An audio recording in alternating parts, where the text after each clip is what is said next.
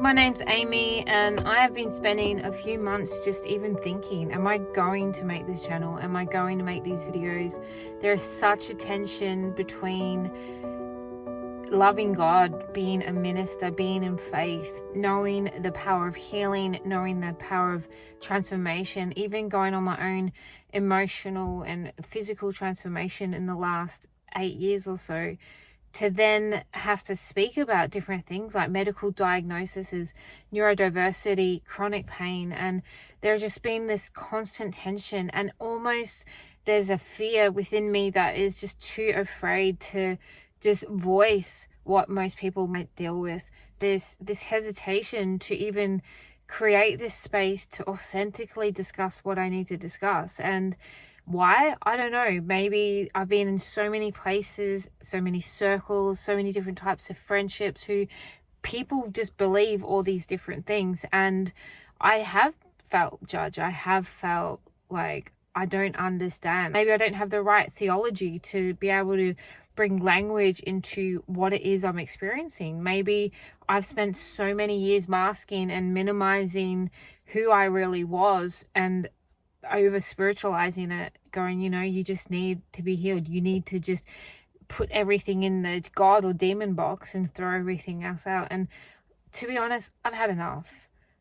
I love Jesus and I believe in healing, but I live a daily struggle, and oftentimes nobody knows anything about it. It's hard to live this life, and I want to share my journey. I wish that there were more resources out there for people who've experienced things like me, especially for Christians. There's nothing there. Everything I look up regarding neurodiversity and faith, is such limited information. There just seems to be zero awareness. I've been to places where if you have autism, you've had certain ministers bring you up to the altar call and they're trying to cast this demon out of you. Now, I believe that there is a spiritual component to things, and I believe that there is, we give authority to we give rights, we give the enemy power to rule in areas of our life. But there's some people who are just born a certain way, and who knows why. God, the word says that we are fearfully and we are wonderfully made. And I do not believe in the same way that someone has a degenerative condition or an autoimmune disease, or they're born without legs, or they're have neurodiversity, they have mental health problems, like any of those things. I don't believe that God has created them to live a life of absolute minimization and a life of denial. Like, yes, he can heal. Yes, it's his will to heal. But why should we remove any person's ability to have a decent life because we're constantly just pushing them into this place of, you either have faith or you don't? Like, it's just, I don't understand it. So I think I'm going to call this channel Amy Unfiltered. Number one, because there's no filter. You get gym Amy, you get no makeup Amy, you get tired Amy, you get chronic fatigue Amy, you get Amy in pain, you get Amy on a high, you get Amy in every way, in every form. And I think another reason why I'll call it Amy Unfiltered is because there's not going to be any masks. What you see is what you get. And I think it is just such a crucial time in history that there's more faith-filled believers, whether you're a minister, whether you're just a lover of Jesus, but you're creating space for people to be able to just show up authentically. Well, there's this tension in life between faith and struggle, between good and evil, between right and wrong. And if you are a person who have struggled with spirituality, who has struggled with chronic pain, who has struggled with even just growing in your life in whatever way, in whatever form, then this place is for you.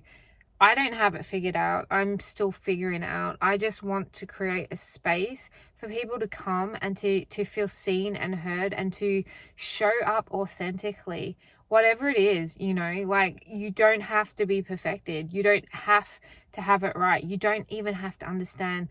There is such a beauty to be found in the place of the unknowingness, if that's even a word. But we may not have language for things. We may not even understand, but you know, God's ways, his thoughts, his plans are higher than ours. They far exceed anything we can dream, expect, or imagine. So I feel like it's even prideful in a way to just sit here and go, I have to have it all together. I have to know what this means, and, you know, you're right and you're wrong, and, you know, putting everything in doctrinal boxes, or in, you know, in man's limitations. I don't really care.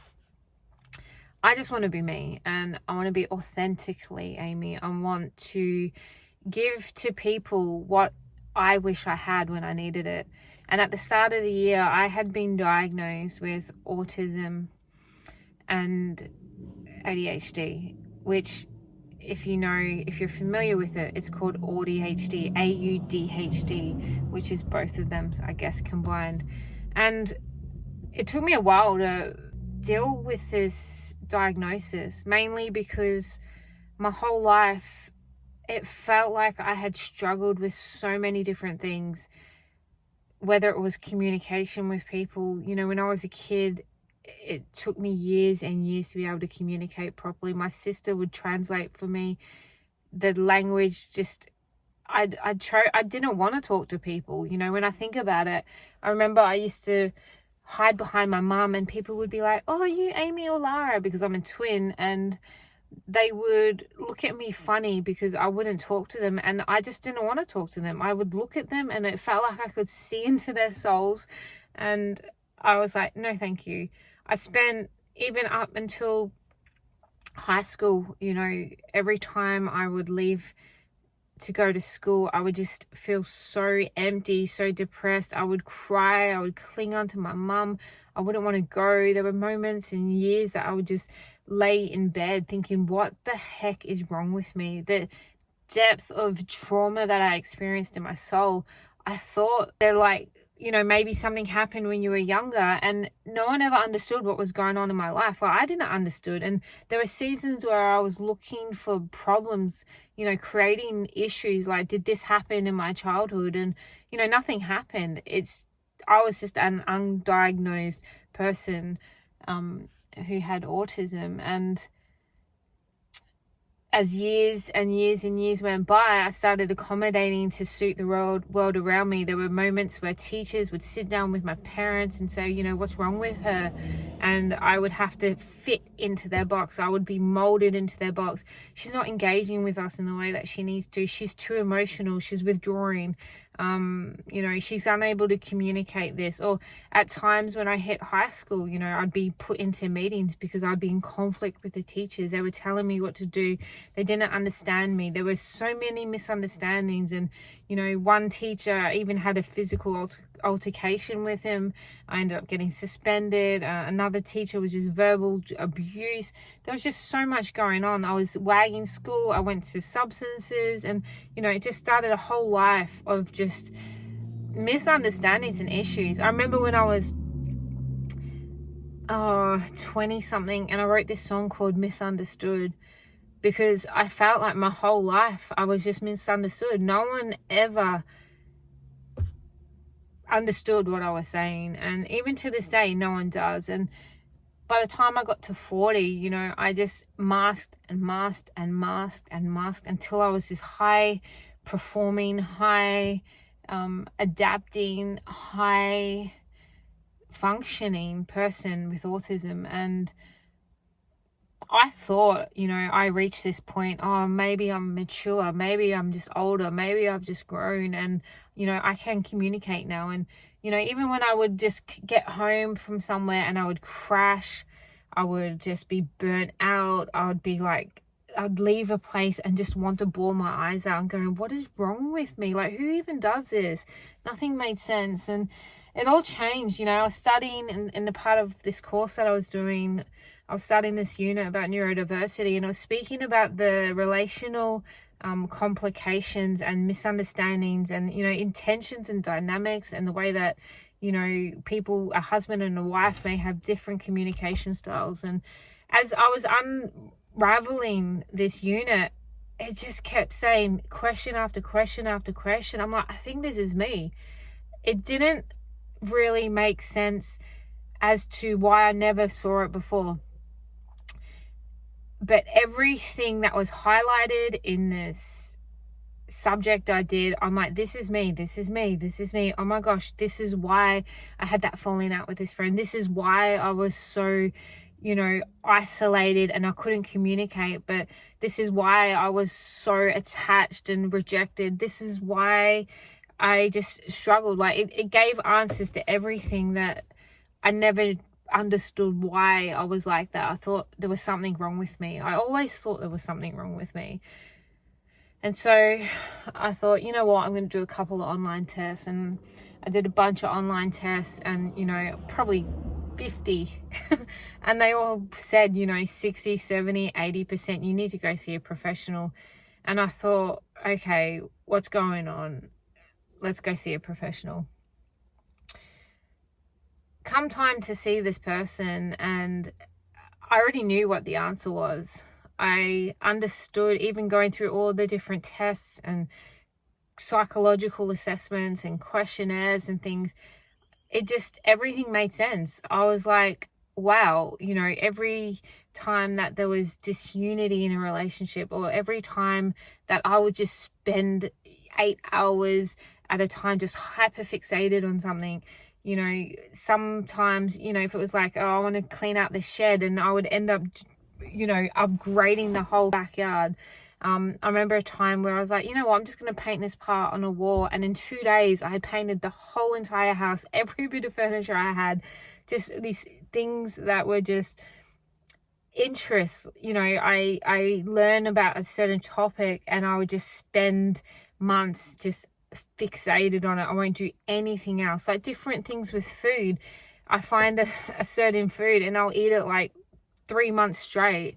I don't want nothing else except that food, and just so many different things. And the day came when I did this assessment, and the guy had just was giving me the final responses to it. And I thought, you know, it costs a lot of money. It's like $2,000 or something. And I'm like, I can't afford this, but I need to do it, because if I have any future relationship, I need to understand what is going on. I need to understand these tensions that maybe never understood before. And if my adult children grow up and, you know, if there's tension between us, you know, I want to understand maybe ways that I can learn to adapt, or maybe they can adapt with me. And I started seeing traits even in my kids and even in my mum. You know, my mum died a few years ago, and she died, you know, just prematurely. And as I've gone through this whole journey, there's so many things in her life people never understood. Things never made sense. And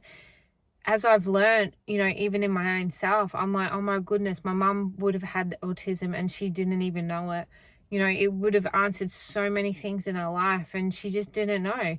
You know, what happens, unfortunately, is most women with late diagnosis autism, they end up being early diagnosed with bipolar or something like that, because there's no set diagnostic criteria which is able to sort of adequately diagnose a woman. And so they're like, okay, well, you know, we're used to this male standard system.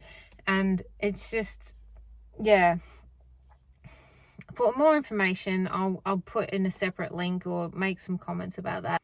Anyway, so I get diagnosed and the doctor ends up saying, oh yeah, the psychiatrist ends up saying, oh, you have level 2 autism. And, you know, I understand I do have autism. It makes so much sense. I've spent the last 6 months just unpacking it, processing it, grieving, healing.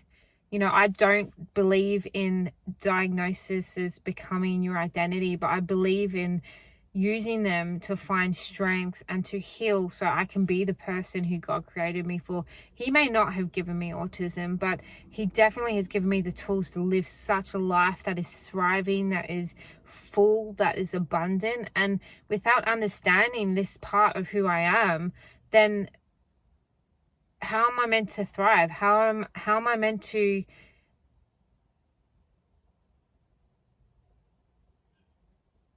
how am I meant to grow? Like, it just doesn't make sense. I'm so sick of people telling me, oh, you know, that's a demonic.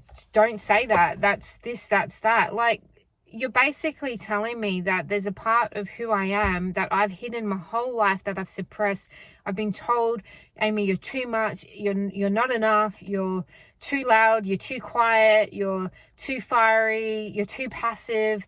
It's like I've never fitted into anyone's molds. Like, even with, you know, even certain types of people I'm around, even different leaders and that, they're like, you know, that your standards are too high, your expectations are too high, you're just disconnected, you're withdrawing, you know, you're too this or that. And honestly, I'm sick of it. I can't communicate the way people want me to. I can't be in the box that they have expected me to. You know, years ago, I remember all my friends, I was looking for this church, looking for this place to go after I went through my divorce, and they're like, oh, you just wouldn't fit in here, you wouldn't fit in there. And everywhere I went, it was this massive deal to even try these new places. But I'm like, I have to be a big girl. I have to grow. I have to find my people.